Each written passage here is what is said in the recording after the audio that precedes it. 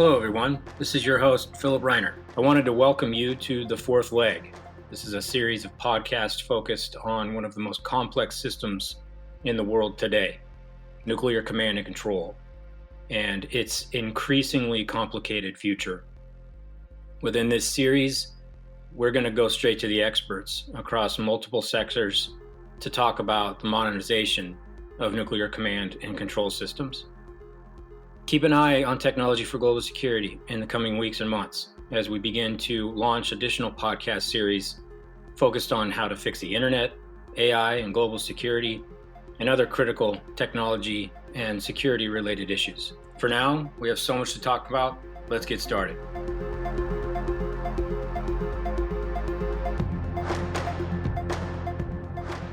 For today's podcast, we are joined by our colleague Peter Hayes from the Nautilus Institute. We had the opportunity to speak with Dr. Fiona Cunningham, who recently completed her postdoc at Stanford's CSAC, has her PhD in political science from MIT, where her dissertation explained China's development of space, cyber, and conventional missile force postures as substitutes for using nuclear weapons to coerce adversaries. Fiona will be starting here in the fall as an assistant professor at George Washington University. Really great to be able to connect with you here today, Fiona, and to talk about all of these, what are really, for all intents and purposes, incredibly critical issues when thinking about China and the United States, and that are issues that are often overlooked in terms of the broader national security discussion.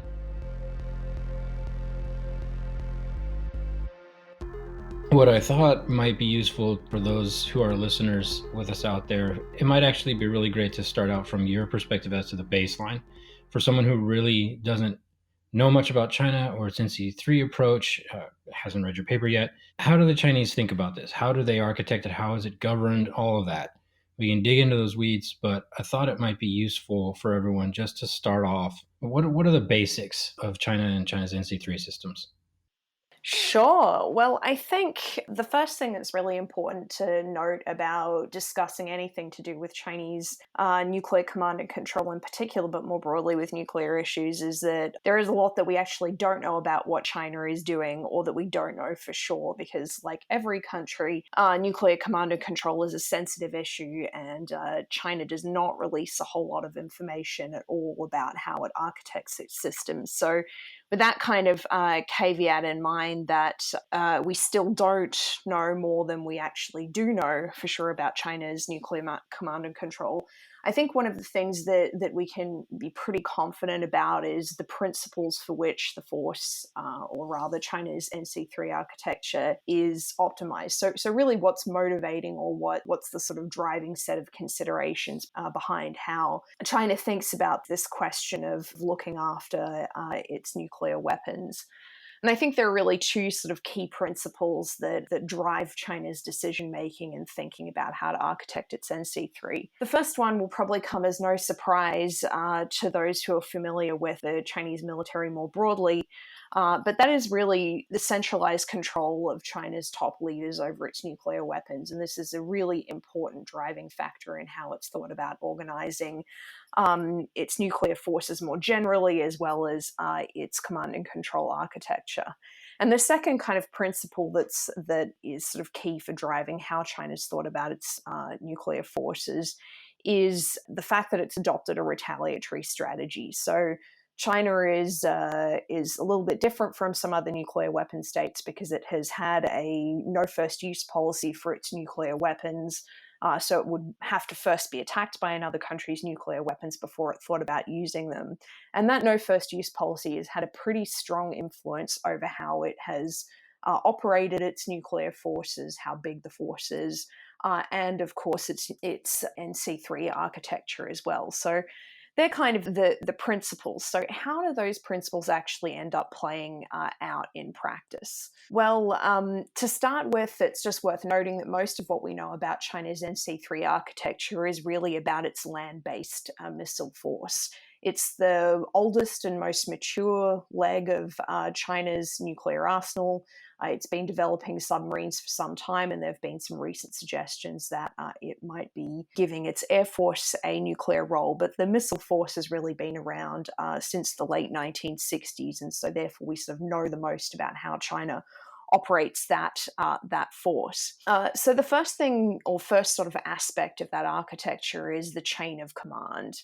And this implements this idea of centralized control within China, because at the top of the chain of command, like in the United States, you would have the president. Well, in China, it's the Central Military Commission and the Politburo.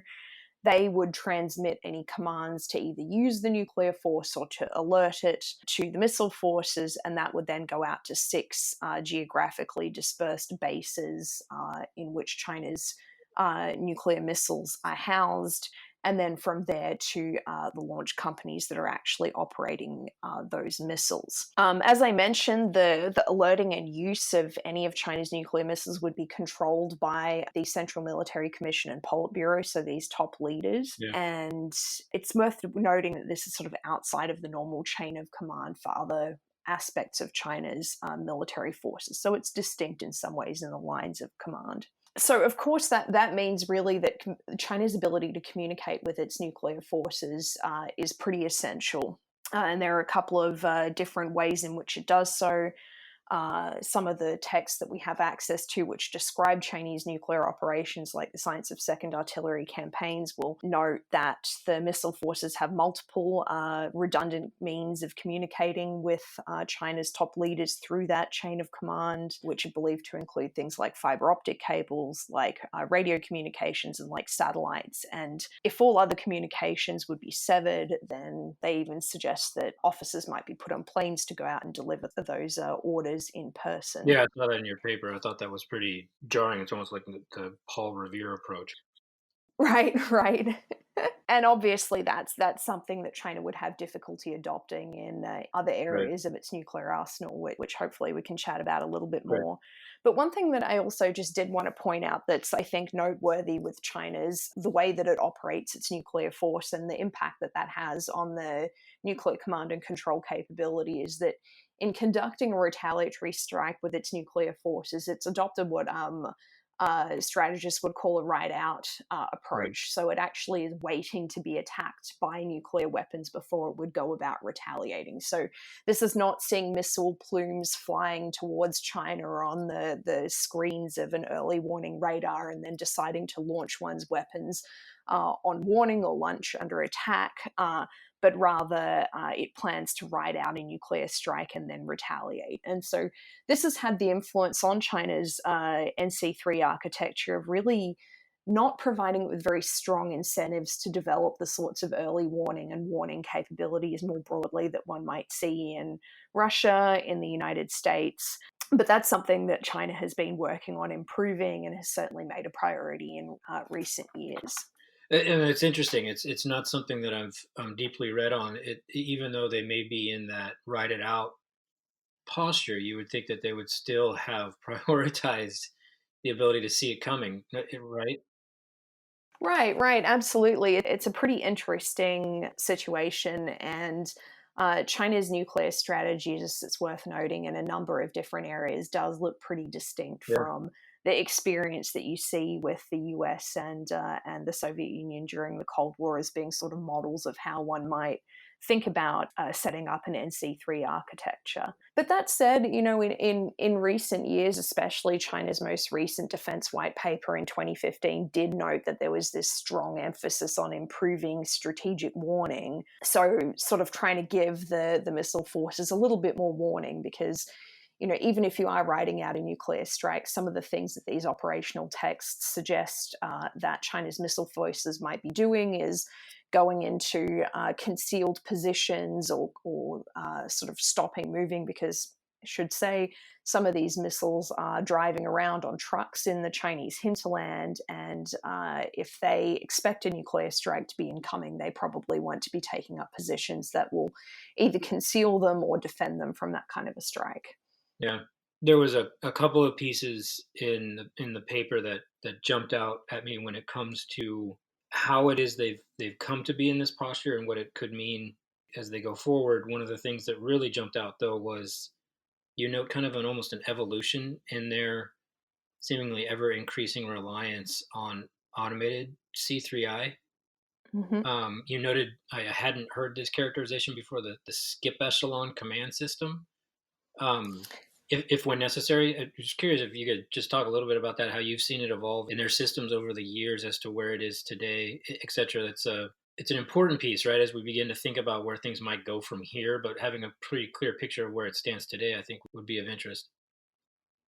Sure. I mean, I think what's curious about this idea, so the idea of a skip echelon control that's at least contained in Chinese sources is this idea that you might have a chain of command that goes from your headquarters to your bases to your brigade, so down these sort of different rungs or echelons of a military organizational structure.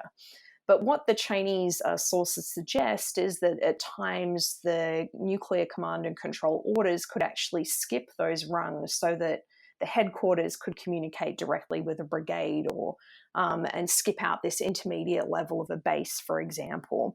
And I think this is an important point for the survivability in some ways and the flexibility of being able to deliver nuclear commands, because if the base that a missile brigade is associated with is destroyed, it means that brigade may still be able to communicate with the rocket force headquarters. So that's kind of the idea behind this skip echelon control. And interestingly enough, at least the idea of a skip echelon command and control has been contained in Chinese texts that talk about how the nuclear force should be commanded since the late 1960s. Hmm.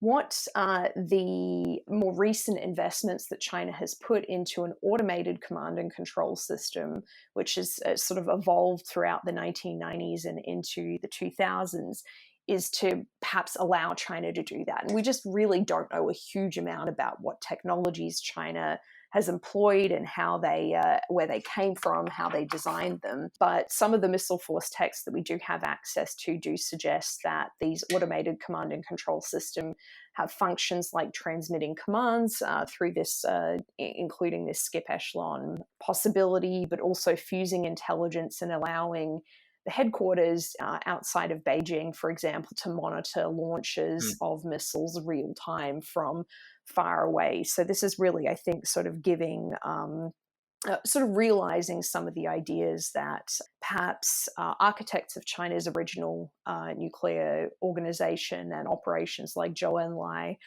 the Chinese premier back in 1967, might have thought is the right way to operate a small, survivable retaliatory force. Yeah, it's fascinating. I think there's almost and this is something that I'm relatively new to. I'll be honest, in terms of how the U.S.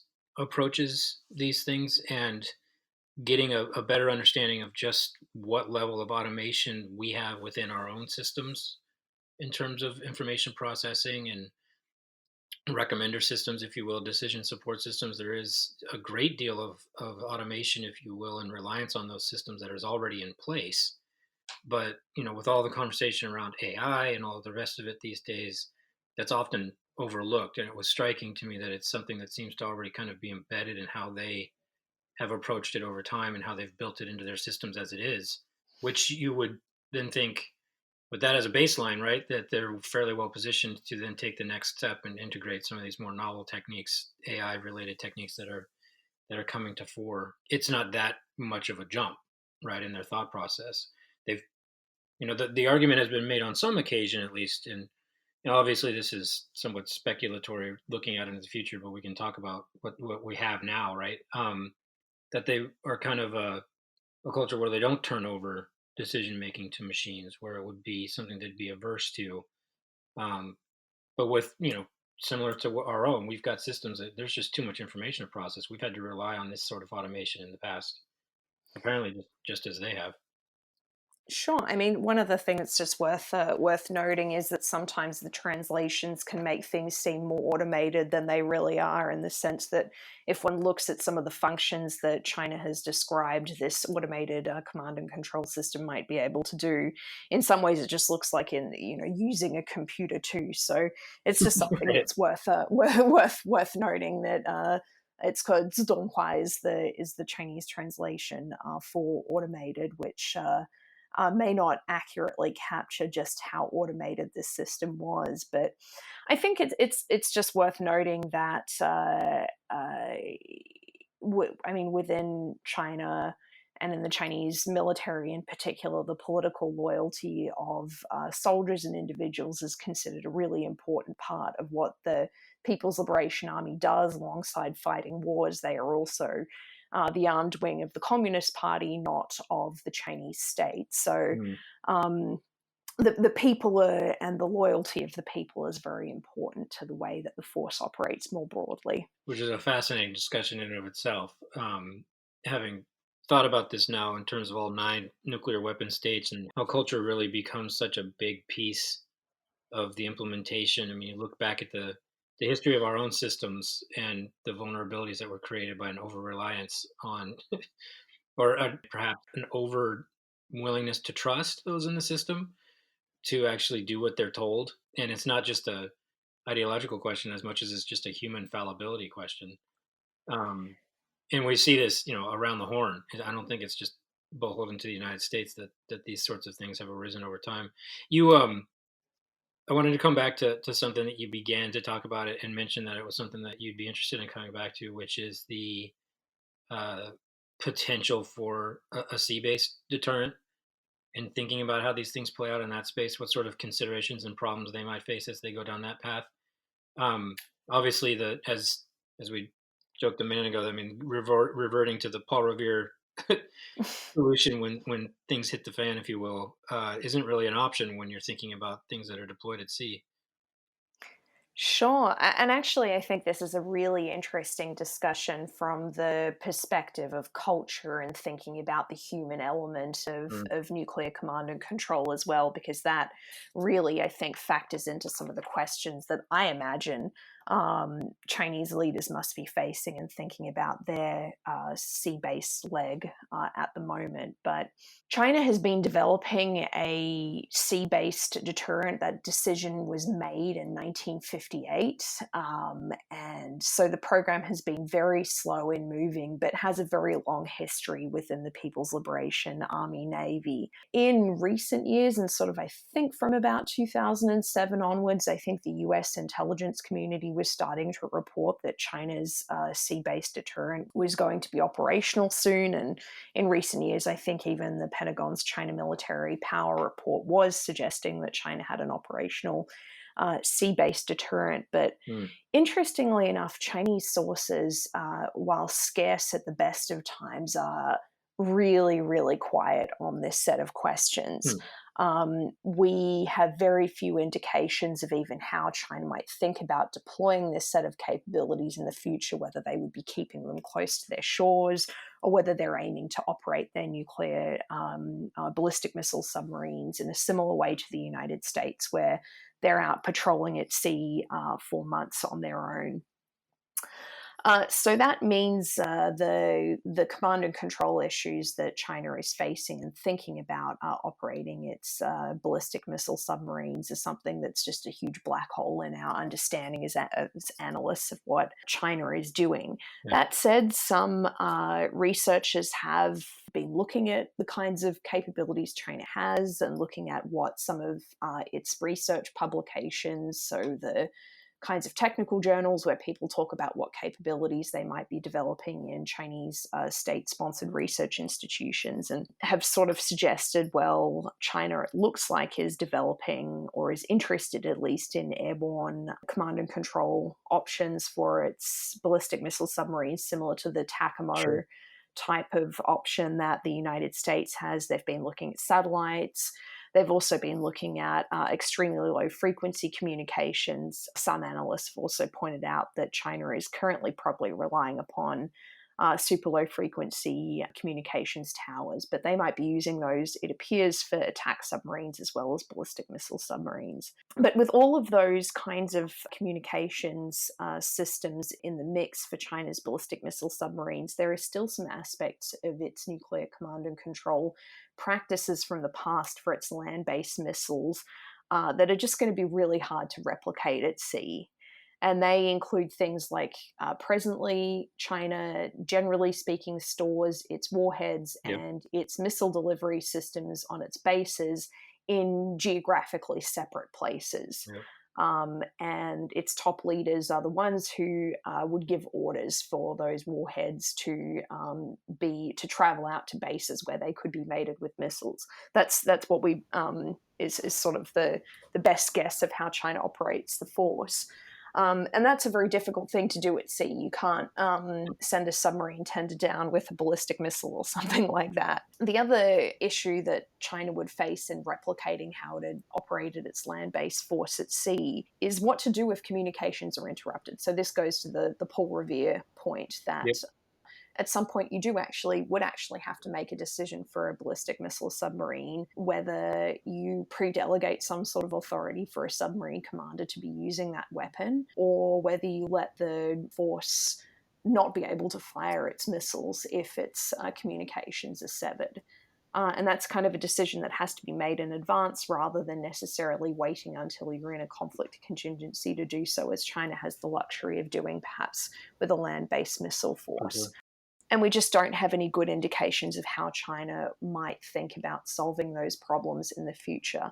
But I assume they're causing some headaches in Beijing about how to move forward. I can't even begin to imagine the the debates and the constant. I come to this with a bit of a deeper background on a somewhat parallel an example, if you will, much smaller scale and much less complicated, perhaps, but with Pakistan, where they have a very centralized decision making authority when it comes to the potential. Similarly, they disperse the warheads are not mated, etc. And there are singular decision makers who will make those determinations at the moment of, and yet their deterrent posture has evolved in recent years to include miniaturized, two-man portable MLRS systems where you've got uh, battlefield nuclear weapons essentially that are ostensibly deployed in these smaller units. Uh, the operational control of those weapons is very hard to understand, and they it is a bit of similar black hole when it comes to trying to understand how the Pakistanis are going to operationalize these things when they have such a hierarchical and centralized decision authority. If you put these things out on the battlefield and one of them gets targeted, or they've got decisions to make, that all of that kind of goes out the window, and it's something that we've had a difficult time wrapping our heads around, just looking at it from the outside, even in all unclassified conversation. It's complicated, yeah. Yeah, and I think this is also just this remark on Pakistan's battlefield nuclear capabilities highlights a really interesting aspect within China, is that it's never deployed tactical nuclear weapons, Hmm.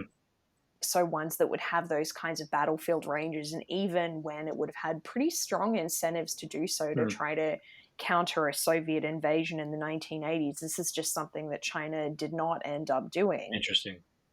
And some of the other research I've done suggests this had to do with expectations of how quickly a nuclear conflict could escalate if any nuclear weapons were used in a conflict. But there's some suggestion also that China's no first use policy also plays into decisions of why using those kinds of capabilities would be really tricky, because how on earth would a battlefield unit know whether or not China had been attacked first with nuclear Yeah. weapons?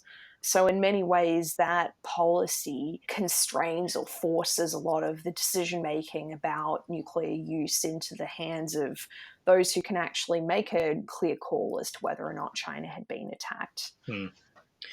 I guess with interesting implications thinking ahead of what more immediate warning is going to do to the pressure on those decision makers to think about reacting in that case. Absolutely. Fiona, you mentioned earlier the centrality of the Chinese Communist Party in a decision, and this has been one of the two fundamental drivers or imperatives that shaped the NC3 system in China. So, who do you think would make a decision and use the NC3 system to order a nuclear strike, is it a group decision or is it something that only Xi ultimately can make? How do you see that playing out from what we know of Chinese decision making at that level? So, what we can say is that most of the texts that describe how nuclear use and nuclear alerting decisions would be made in China suggest that both the Central Military Commission, or what is usually referred to as the National Command Authority, and the Politburo would have to make a decision. These are both groups of top decision makers in the Central Military Commission. This is military decision makers in the Politburo, political decision makers. My best guess is that who would have made that decision is just going to vary over time depending upon how power is configured within those groups. And I have absolutely no basis for making these judgments other than my own speculation. But it is worth noting that the one person that sits on both of these bodies is going to be the chairman of the Central Military Commission, who is also the head of the Chinese state and the commander in chief, or rather the chairman of the Central Military Commission. So that would be Xi Jinping now. In previous years, that would have been Hu Jintao or Jiang Zemin is the only person that sits on both of those bodies. It's hard to tell whether, when one individual is very powerful, that would mean they would have the sole authority to order those strikes, or whether there is always some sort of a consensus decision-making process that is necessary. Unfortunately, we don't know what the Chinese CMC or Politburo's set of procedures for nuclear decision-making is with the same degree as we do in the United States, but we're trying our best. That, in effect, means that China, like the United States, has one person at the very top who's the ultimate commander, who ultimately will have that authority and have the lines of authority to order a strike, even if it has to be sort of blessed on the way down in some manner. But I guess there's another question, which is how I, many. I, I would just say I'm not entirely sure that that would be true in China's case. There's just no way of knowing whether or not there might need to be a consensus decision, in part because China's nuclear posture does not require it to make rapid decisions about use in the same way as a country that leaves open the possibility of first use, like the United States, Hmm. or thinks about using nuclear weapons very rapidly after they might be used by another country against the United States. So the luxury of decision making time may actually permit China to make consensus decisions. We just don't know. Right, no, fair point. We do have, in a completely dissimilar but also highly crisis-driven context, some insight into the group decision-making during the Tiananmen Square events of what year was it, 1989? 9. Yeah, if I'm not mistaken. And what we observed there was extraordinary sort of flux, and as you said, the different groups and advisors and senior people were influential at one point, and then basically taken out of play. Some of them even arrested in the course of play. It's not like it seems to be that there's a pre established rule of law and set of procedures that are well defined here. And that leads to my second question, which is one of the things we discovered in the workshop that you participated in is that the number of people that once that strike decision is made who then have to sign off for it to be passed down the chain of command varies from country to country. In the United States, it's just the American president. But in other systems, for example, in France, it's two or three different people all have to have their finger on that code more or less simultaneously or on a predefined sequence before a nuclear strike would actually be implemented. It varies from country to country, it seems, and we don't really have a clue how that works in China. Am I correct in that regard?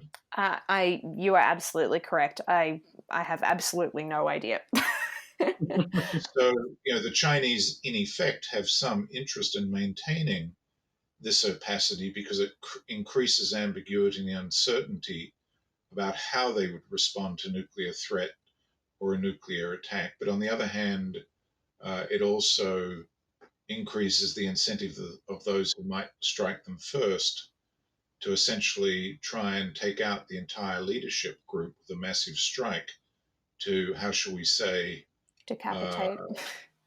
decapitate or simply vaporize that ambiguity at the very top. So it also has a certain destabilizing element to it rather than using transparency to clarify your process and your intentions in a given moment. Leaving the other side guessing could be very devastating for everyone. I mean, I absolutely agree with you, but I think the way I would guess Chinese experts might respond to that kind of danger is that it really depends on what you do with the uncertainty you have about, in this instance, the degree of pre-delegation of authority to release nuclear weapons within a country. On the one hand, the not knowing for sure that an adversary hasn't pre-delegated should deter you from trying to conduct a successful decapitating strike. As you point out, though, it could encourage another country to gamble that they might be able to do so. And my general sense of having studied a little bit of how China has thought about nuclear strategy is that it tends to see these sorts of uncertainties where the risks of miscalculating which of those two conditions is correct are so great that the uncertainty is likely to lead to risk aversion rather than risk acceptance. Hmm. Well, that's good. Yeah, it's good provided that it's shared. I think everybody has to be deterred by the uncertainties in order for that to have a stabilizing result. Well, I guess the other sort of related question is that in recent years, it's come to light that in the United States, in the United Kingdom, perhaps even in a country as opaque as Israel, the issue of the legal framework in which these decisions are made in relation both to domestic law and process and to international law has become actually an important factor, perhaps not the defining parameter on which the NC3 system operates, but certainly a serious consideration. So that targeting, for example, is now reviewed in the United States, and it would appear at some level, for example, in Britain, by lawyers with respect to international law, so that those who are involved can, if they were ever required to act on nuclear strike orders, claim that they acted legally and didn't commit crimes against humanity and so on. We don't know much about how the other states with nuclear weapons treat this issue, but China actually does care a great deal about international law in other contexts. I'd be interested if you have any thoughts on this matter. I know we didn't ask you to write about this in your paper, but you have a good intuitive feel speaking Mandarin fluently and having spent time there. You have probably a reasonably good feel for their concern about that dimension of their, what's the term, ultimate liability and accountability for having nuclear weapons that affect third parties as well as their adversaries. Yeah, I mean, the first thing I would just say is that in terms of legal frameworks domestically within China, again, this is just not something that I have come across anything on nuclear or NC3 within that context. With regards to international law, I think what's worth pointing out is that in many ways, when Chinese experts or Chinese texts have described the way that China thinks about nuclear strategy, and particularly its own nuclear strategy, as one that is retaliatory only, that is intended to deter other countries from using nuclear weapons first, that promises not to use nuclear weapons against third party states that don't have their own nuclear weapons. These are all parts of China's no first use policy, I think probably is best articulated in its 2006 defense white paper. They will often emphasize that this is a moral and a humanitarian policy. It's defensive in its nature. And these obviously are ways in which I guess I would assume China sees its nuclear strategy as complying with aspects of international law, such as self defense. What I think is curious about the targeting. It's a bit of a shift away from this piece of the conversation. You had talked a little bit in your paper about this, and then I think we had discussed it in some length, which makes me wonder if it's relative to what you were just describing in terms of the legal basis for their thinking. We had talked a little bit about the entanglement piece and how they position themselves increasingly, at least. And I was curious as to how you had been thinking about this, that they are increasingly moving away from such a position, and that there's a trajectory actually away from a conventional nuclear entanglement. I don't know that there's necessarily a core legal basis behind it, but I'm curious if there's what would you speak to in terms of what you're seeing that leads you to that conclusion? Right. So I think it's worth I'll just point out briefly what in my opinion I think the nature of China's conventional and nuclear capabilities entanglement sort of Sure. looks Sure. like.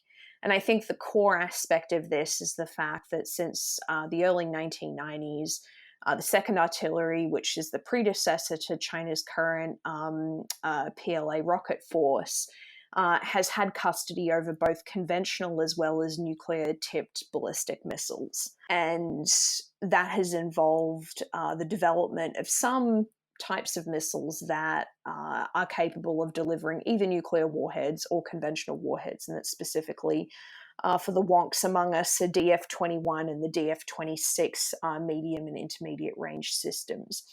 And what the concern is that because the same delivery system could carry either of these weapons, one of these missiles could be driving around in the Chinese hinterland if it's spotted by a US surveillance asset, and the United States in a conflict thinks that it might need to destroy that asset. You could see another country unintentionally Yep. attacking China's nuclear weapons, thinking that it had attacked a conventional platform, and thereby triggering China's no first use policy.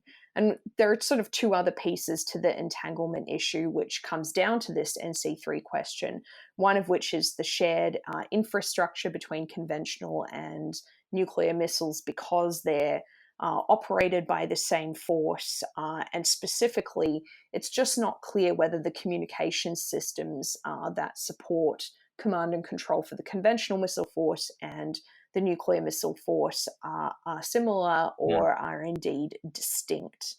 And then there's obviously a final piece about the submarine control towers, or communications towers that I mentioned a little bit earlier. Yeah. So that's sort of the basis of the concern, and that attacking the command and control that supports both of these types of capabilities could be viewed as a nuclear strike by China and thereby elicit nuclear retaliation. What I sort of see as the main problems or the main risks from this entanglement are twofold. One, I think the fact that you could have both nuclear as well as conventional missiles with the same that look the same from a surveillance perspective is obviously one kind of risk, and then the other is that given some of the redundancies in particularly communications infrastructure, as well as the skip echelon aspect of Chinese nuclear command and control, that means if, for example, a base that supports both conventional as well as nuclear brigades is attacked, that China could probably still maintain communications with its nuclear forces. But it does send a pretty strong signal to China if another country is willing to attack things or attack assets that could that have a nuclear role of a sort of risk acceptance, sort of involving nuclear weapons more in a conflict. So that's kind of the risk, and that's my best judgment of sort of how severe the risks are. What some analysts have suggested or have pointed to is that because conventional and nuclear missiles within China's broader sort of military strategy and service strategy can have quite different roles, as China has developed the organizational structures and the technology to carry out those roles. you may start to see differences in how the conventional and nuclear missile forces are operating. So, to put things in slightly more concrete terms, the big difference between conventional missiles and nuclear missiles in terms of command and control is that conventional missiles could potentially be integrated into joint operations with other parts of the People's Liberation Army. So that's the Army, the Navy, the Air Force, and then the conventional missile force could operate with them. But to allow for that to happen, the conventional missile force needs to be able to, I guess, participate or be included in some of the command net or command platforms that are used for joint operations to help commanders make better decisions about, for example, what targets might need to be hit with those conventional missiles. Sure. And so, as those technical capabilities have come online in the last couple of years, as well as with the organizational reforms of the People's Liberation Army in 2016 that created some of the organizational structures for joint operations, I think it's possible that we'll see conventional missile operations starting to look quite different, and even perhaps some of the technological, or rather the technical platforms that support their operations being different from the nuclear force. But it's a space to watch. Sure. And understanding, right, that the evolutions that they're undergoing are really, I mean, it's yet to really be seen in a lot of different ways in terms of how they're actually going to change things. Something that we did not ask you to write about in the paper, and something that just comes to mind as we've talked here, and if you have thoughts on this, I'd welcome. If not, I totally understand that as well. But what is your sense of how the Chinese think about the U.S. NC3 system, and made me think about it was the parallels, if you will, between what you were just describing and what one might naturally assume is happening here as well, with the kind of over overlaid emergency systems with what could very well be parts of USNC3. Just curious as to your sense of their thought process as to where the US system is today, and how it's going to have to progress under a fairly large modernization effort in the United States. Hmm. Do you mean how they would view the vulnerabilities or the risks in a U.S. China sort of conflict contingency coming from NC3 modernization? That kind of concerns from China's perspective, or perspectives from their view? I was more thinking about it in terms of looking at, well, so the thought, at least in my mind, is that the US has a much more challenging set of issues to have to deal with as it looks at upgrading, if you will, and creating a 21st century NC3 architecture. Just from the very basic fact that they have all of these legacy systems that are going to need to be upgraded, right? There's such complication to what exists today, much less thinking about what it might look like going forward. Whereas, at least the assumption on my part, and maybe this is wrong, but that they don't have those same, the degree or the breadth of those same legacy challenges. And so maybe looking at what the US has and how the US is positioned and the challenges the US faces, and learning from that. Just curious as to the sense that you've picked up on as to how they look at the US system in its totality, and how they perceive it, if it's something, I don't know.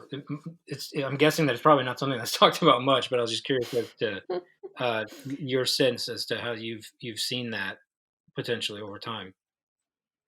So I haven't seen a whole lot of. Yeah.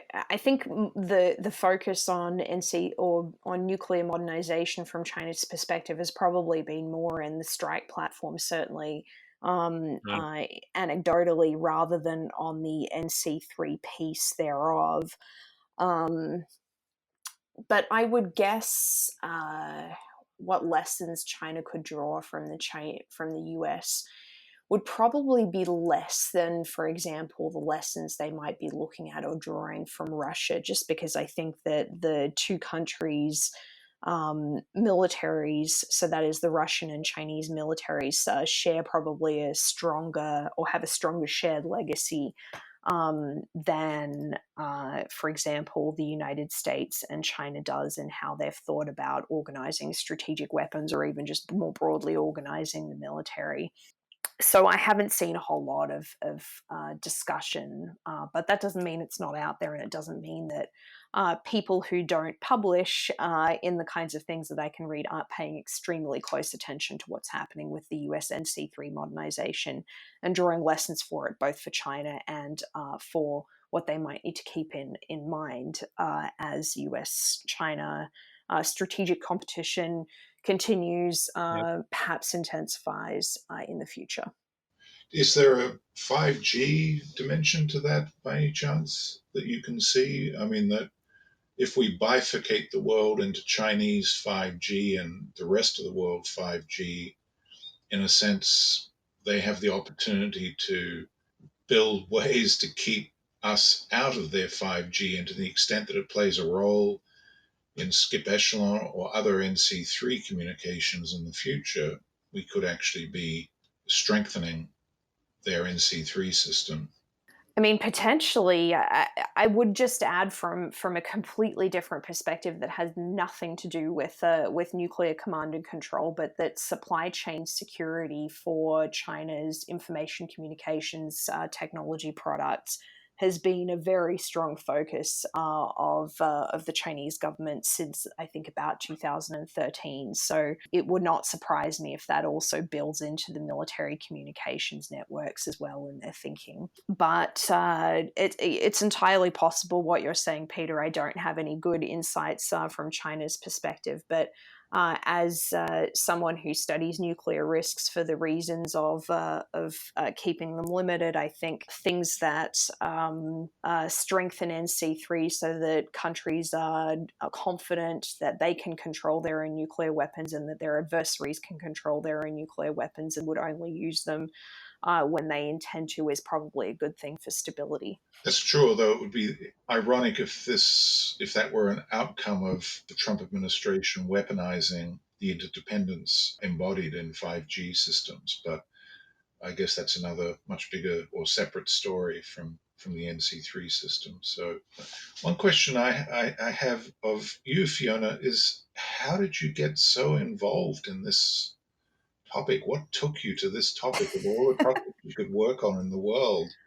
With your skill set, what motivated you to do this work? I built the skill set around the problems in many way, Peter.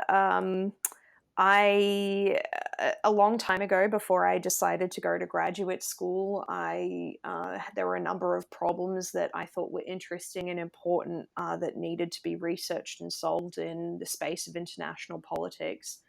And nuclear weapons, and in particular, the way that they were interacting with the rise of China was one that appeared to not get a whole lot of attention. And so I thought I would work on an area where I had a skill set that might be able to answer some questions so that decisions could be made with better information, for want of a better description of what got me into this space. But yeah. Well, it is. I just want to point out to listeners here that during the second part of the Cold War in the 1980s, there were a crop of dissertations and younger professionals and scholars who sort of came out of the woodwork. Some of them had had military experience, but a lot of them were just civilians who were deeply worried about the state of the world, as you just explained, in relation to China today. And they went on to become what I call the NC3 originals. Their dissertations became, authoritative reference books. I'm thinking here of Paul Bracken, Bruce Blair, in Australia, Des Ball. There are a bunch of them. And they in turn redefined the whole strategic conversation at the time to become much more careful about the notion of protracted nuclear warfighting as really something that was really a fantastic notion in the literal sense of the word, and we should get back to thinking much harder about coming to terms with an adversary armed with nuclear weapons. And I suspect you're headed in the same direction as one of the new NC3 researchers coming over the horizon fast. Oh, Peter, I think there's some pretty big shoes to fill, but nevertheless, I'm actually have a number of those books on my desk as well. So we've certainly benefited from the NC3 originals drawing attention to some of these questions, and in many ways, what a lot of my work in this space is doing is just taking some of the questions and issues that were raised by those original scholars in this area and just seeing how much can we learn about this set of questions in the context of other nuclear powers, and in particular as China rises and as US China competition is something that we need to think about going forward. How does this relationship look different from the Cold War relationship between the United States and the Soviet Union? And in particular, what can we learn from that and what has been learned from that in China's case? Well, I guess the key difference between the world in which they were thinking and working and the world which we're in today is that in those days there were really only two nuclear superpowers, with China as kind of a small player in that global triangle, whereas today there are nine nuclear weapon states. So you really can't sort of simplify it down to relatively simple game theory, etc. That really is truly complex now with a global system of interacting NC3 systems. And so, for China's perspective, they're sitting there. They've got Russia, an old nuclear enemy, still deploying INF or intermediate range forces along the border with China. That must give them pause.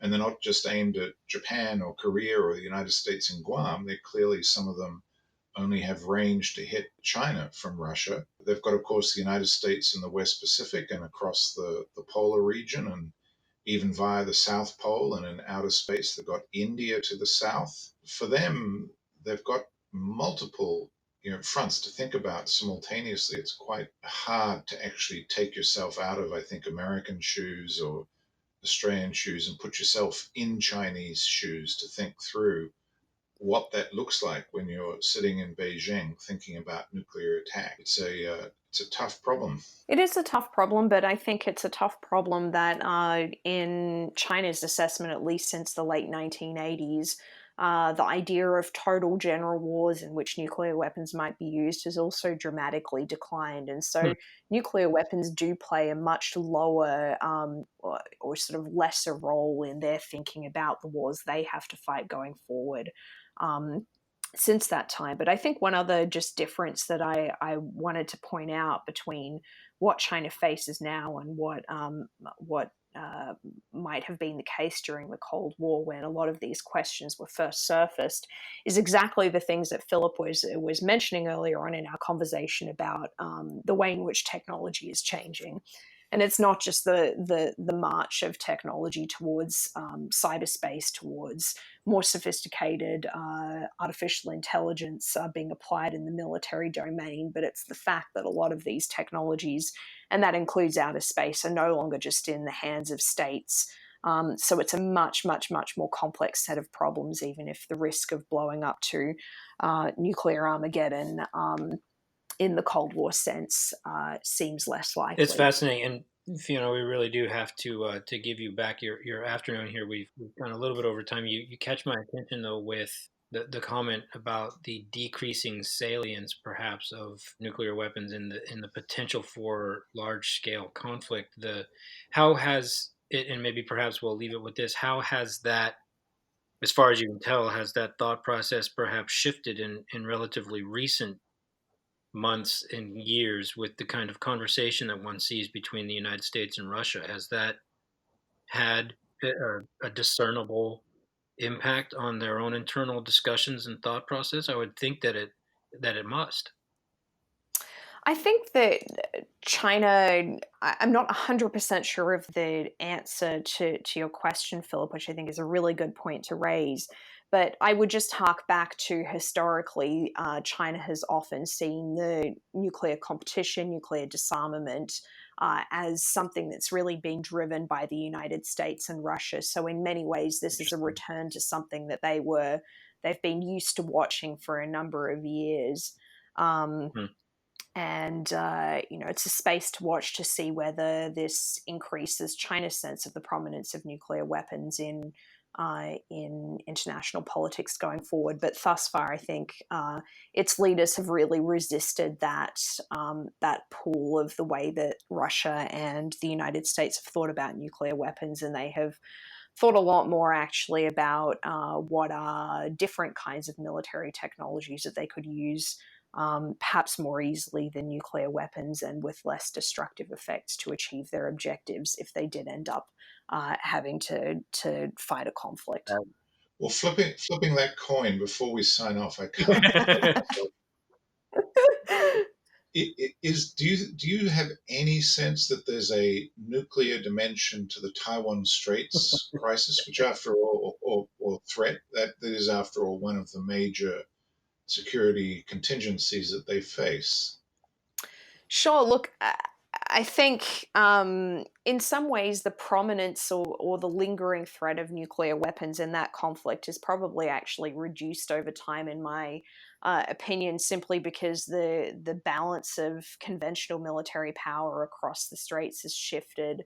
And not decisively in China's favor, but certainly the conventional gap is not what it used to be. And if we think just deductively as nuclear strategists have, when do countries tend to reach for nuclear weapons? Well, it tends to be when they find themselves losing a conventional conflict that they don't want to lose.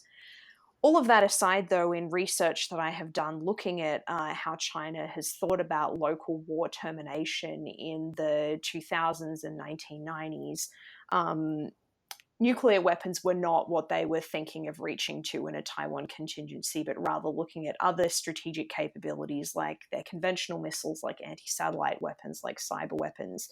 And there's also plenty of writing within China that, look, if a conventional conflict is going badly, then the national interest may just say pull out of the conflict without achieving your war aims. So I think nuclear weapons are certainly not the only or even the best option that China might be reaching for if a conventional conflict over Taiwan were going badly in the past. So it's there because a Taiwan contingency would probably bring the United States into it. But whether you would end up seeing any nuclear use in that contingency, I think is an important question to think about, but I don't think it's a foregone conclusion that they would be used. Fascinating. I have to say thank you, Fiona, for giving us so much of your time. This has been an intriguing conversation on many levels. Thank you so much for this opportunity to get into these questions with you. It's been my absolute pleasure to discuss them with you, and hope we can keep up the conversation. We do as well. And thanks again to Fiona for this provocative discussion, but more importantly, for what really continues to be groundbreaking research and analysis in this critical field. As always, thanks again to our listeners for joining us here today. We'll be back next week with a new episode of The Fourth Leg, and we will be speaking with MIT's Nancy Levison about complexity in engineering large-scale 21st century systems and the need to try and avoid some of the sexy, complex solutions that are being put out there. As always, hit us up on Twitter, subscribe to the pod via SoundCloud, sign up for more Tech4GS information via our website, or just shoot us a note, email info@tech4gs.org. Until then, thanks to everyone for listening. We look forward to hearing from you.